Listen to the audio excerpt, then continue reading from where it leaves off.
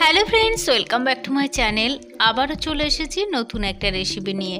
আমের আচার বানিয়ে দেখাবো আজকে।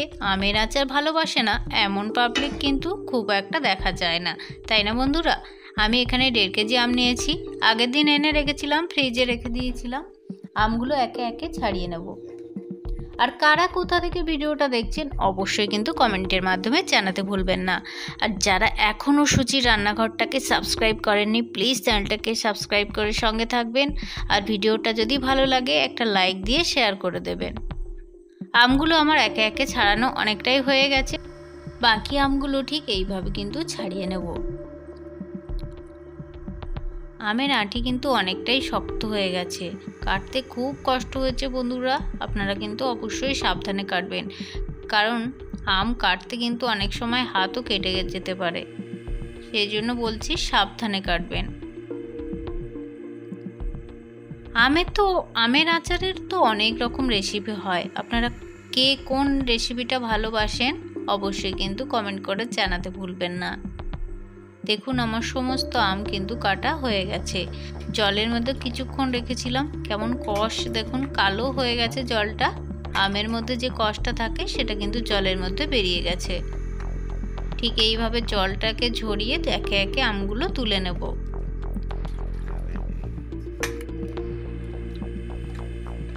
মতো হলুদ লবণ মাখিয়ে রৌদ্রে রাখতে হবে, তাহলে আমের মধ্যে যে ময়েশ্চারটা থাকে সেটা কিন্তু রৌদ্রে দিলে অনেকটাই শুকনো হয়ে যাবে, আর আচারটা অনেক দিন পর্যন্ত সংরক্ষণ করা যাবে।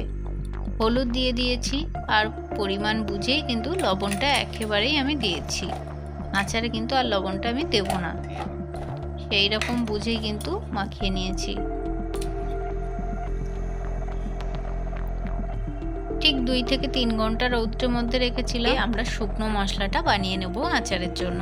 3টে শুকনো লঙ্কা দিয়েছি, 1 টিস্পুন গোটা জিরে, 1/2 টিস্পুন গোটা ধনে দিয়েছি, আর দিয়েছি 5 ফোড়ন মেথি। ভালোভাবে শুকনো মশলাটাকে ড্রাই রোস্ট করে নেব। ঠিক এইভাবে কিন্তু মশলাটা একটু হালকা ভেজে নেব। মশলার মধ্যে যখন কালার চলে আসবে একটা প্লেটের মধ্যে ঢেলে নেব। মশলাটা গরম অবস্থায় কিছুতেই ডাস্ট করবেন না, তাহলে কিন্তু গন্ধটা নষ্ট হয়ে যাবে। মশলাটা ঠান্ডা হলেই মিক্সিতে দিয়ে কিন্তু একটা ডাস্ট বানিয়ে নেব।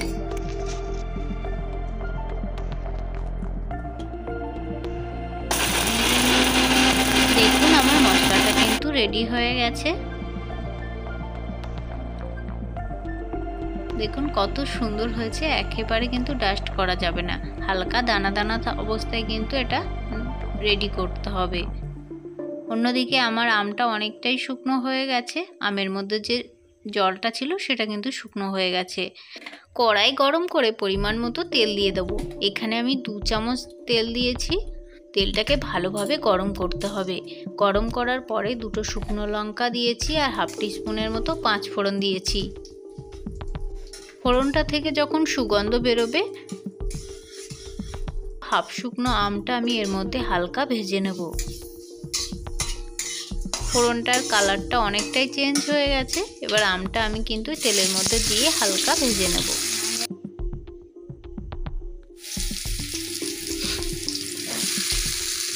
আমের আচার তো অনেক রকমভাবে আপনারা বানিয়েছেন, একবার আমার মতো এইভাবে বানিয়ে দেখুন। আমার তো মনে হয় খুব সুস্বাদু আর টেস্টি হবে। আমগুলো ঠিক এইভাবে কিন্তু হালকা ভেজে নেব, মিডিয়াম টু লো হিটে। 2 থেকে 3 মিনিট কিন্তু হালকা ভাজতে হবে।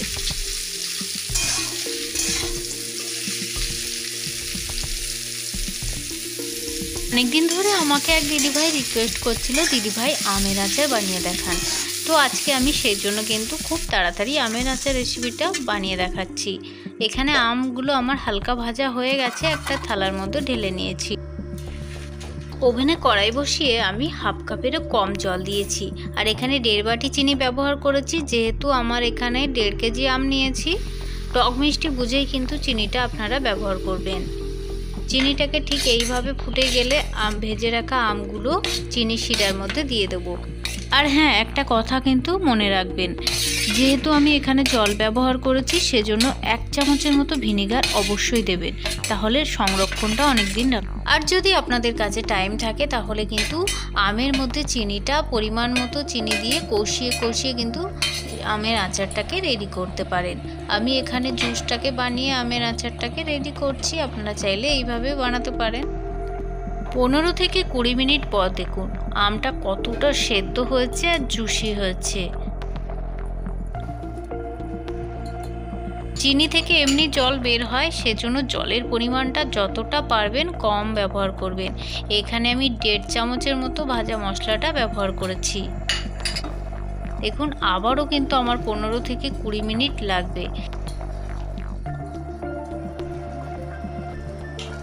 চিনির যে রসটা এর মধ্যে কিন্তু শুকনো করতে হবে।